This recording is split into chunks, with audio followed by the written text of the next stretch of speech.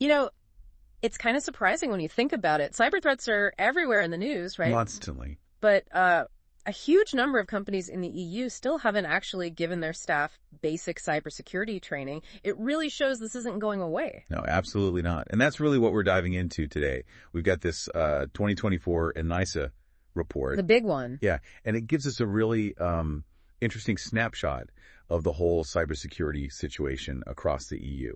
What's key here is it's time just before the NIS2 directive really takes full effect. So think of this deep dive as your fast track to getting up the speed on EU cyber right now. We've chewed through this report for you, pulling out the really critical insights. What are the threats? How ready is the EU, really? Where do things need to improve? Exactly. We want you to walk away feeling properly informed about something that, let's face it, affects all of us now. And just before we jump in, we really want to give a shout out to our sponsors. Oh, definitely. Big thanks to baseline.compliancehub.wiki. They're fantastic for helping navigate all that tricky regulatory stuff. And also to gdprizo.com, the real experts when it comes to GDPR and ISO standards. Couldn't do this deep dive without their support. Absolutely. Okay, so let's get into it. The report says the overall threat level is substantial. That's the word they use. Substantial. Yeah, that sounds about right. What's driving that assessment? What are the big factors? Well, what really jumps out is how much the global political scene is feeding into this.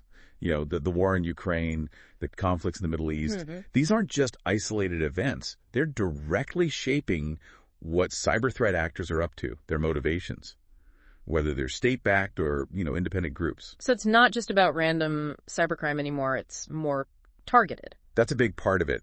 The report definitely shows an increase in cyber incidents overall. Ransomware and DDoS attacks are the most reported ones. DDoS, it's distributed denial of service, right? Like flooding a website. Exactly, overwhelming it so it just collapses. But when you dig a bit deeper, you see these specific types of threats that are really closely linked to those geopolitical tensions we mentioned. Like what? Can you give us some examples? Sure. So cyber espionage. It's a major concern, especially from groups linked to, say, Russia and China. They're actively targeting EU member states, plus EU institutions, bodies, offices.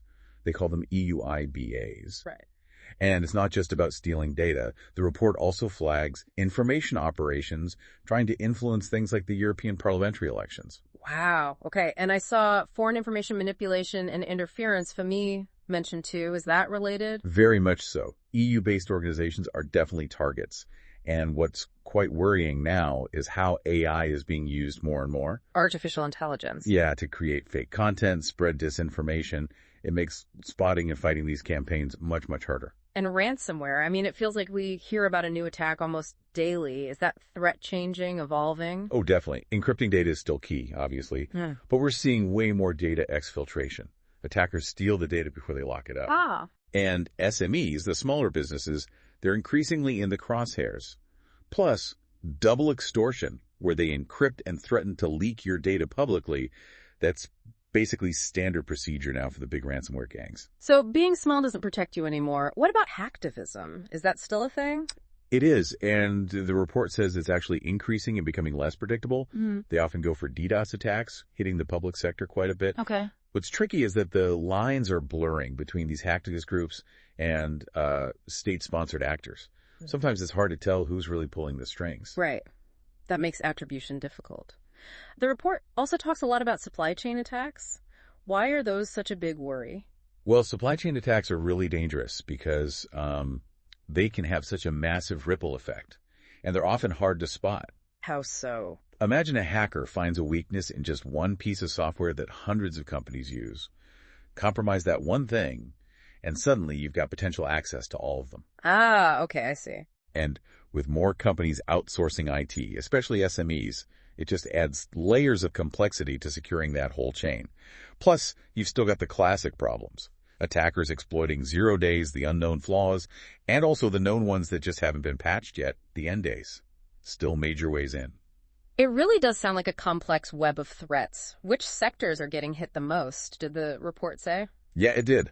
Public administration seems to be the top target, about 19% of reported incidents, then transport at 11%. Banking, Finance, digital infrastructure, they're also high on the list. But interestingly, about 8% of incidents directly hit the general public. That really drives it home, doesn't it? It's not just some abstract corporate problem. It affects everyday people. What about looking further out? Long-term trends? A long view, well, it just gets more complex. We're relying more and more on digital systems, obviously. Sure. And then you have new technologies coming in, quantum computing, AI. Yeah. They're going to create new vulnerabilities, no doubt. The report also points to non-state actors becoming more powerful. So what are the specific predictions for, say, 2030?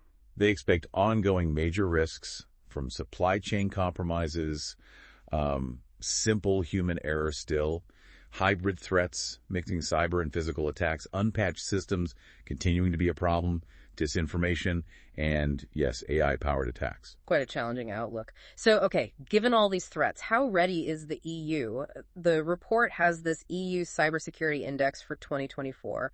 What does that tell us? Right. The index gives us a pretty useful benchmark. The overall score for 2024 was 62.65 out of 100. Okay, so decent? Middling. It suggests, a general move towards convergence. Countries are getting more aligned in their cybersecurity readiness, but there's still a fair bit of variation in the scores. Some countries are definitely lagging. Where are the strong points and where are the big gaps between countries? Well, there's good alignment on things like secure internet used by citizens. That's scored really high, suggesting people are generally getting more security savvy online. That's good news. It is.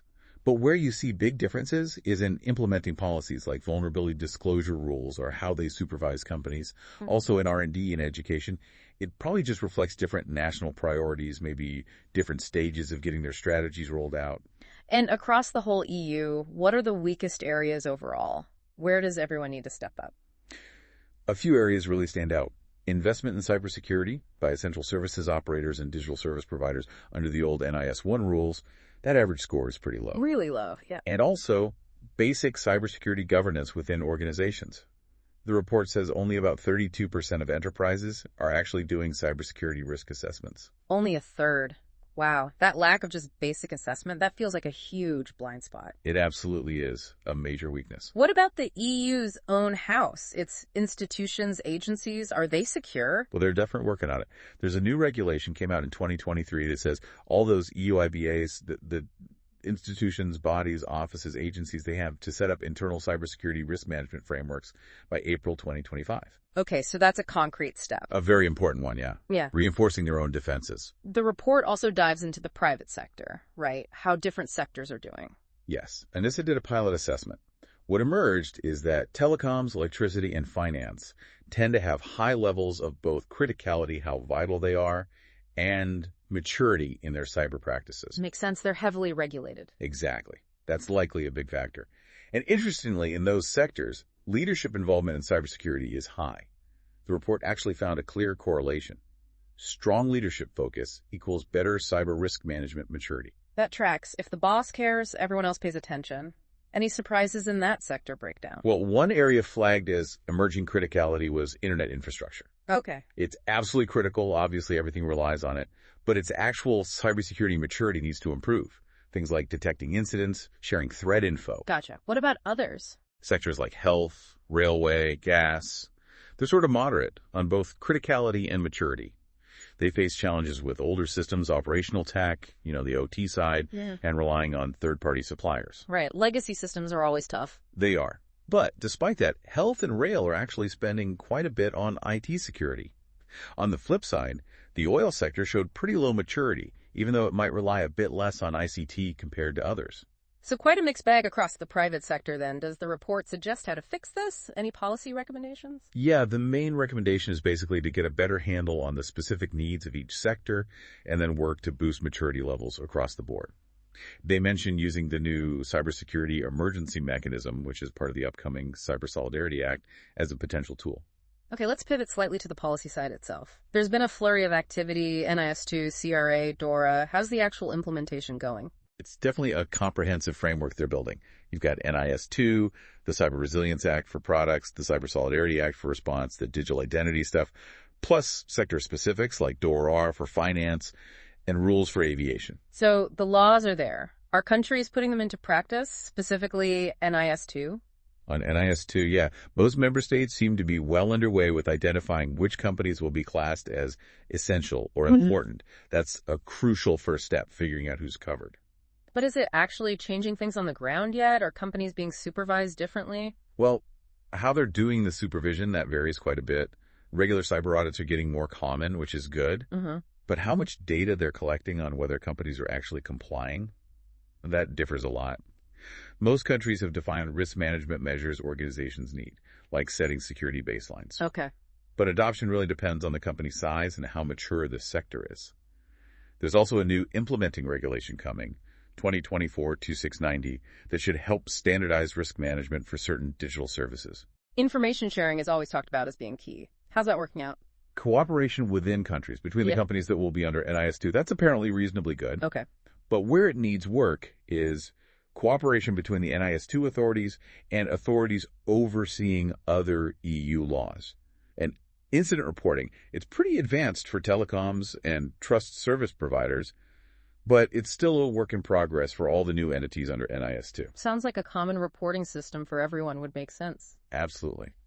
There's definitely potential for a common EU reporting framework to streamline things. And what if there's a really big cyber attack, a major crisis? How's the EU set up to handle that? They have bodies like EU Cyclone and the CSARTS network. That's the network of national incident response teams to coordinate. Right. Participation in the big EU-level cyber exercises is high, which is positive. But there's a hint that maybe the national-level exercises aren't quite as strong. Key improvement areas are getting better shared situational awareness during a crisis and just making the whole management process smoother. Oh, okay. Let's talk about people. The skills gap. We hear about it all the time in tech, especially cyber. What's the report say? Confirms it, basically. It's a growing shortage across the EU. Companies are struggling to hire qualified people. Yeah. And what's interesting is that a big chunk of the current cyber workforce doesn't actually have formal qualifications. Plus, this shortage hits SMEs, the smaller companies, harder than the big ones. And, yeah, the gender imbalance is still a major issue in ICT and cyber. What about training and awareness inside companies generally? Are they prioritizing it? Well, they say it's a high priority. Most companies acknowledge that.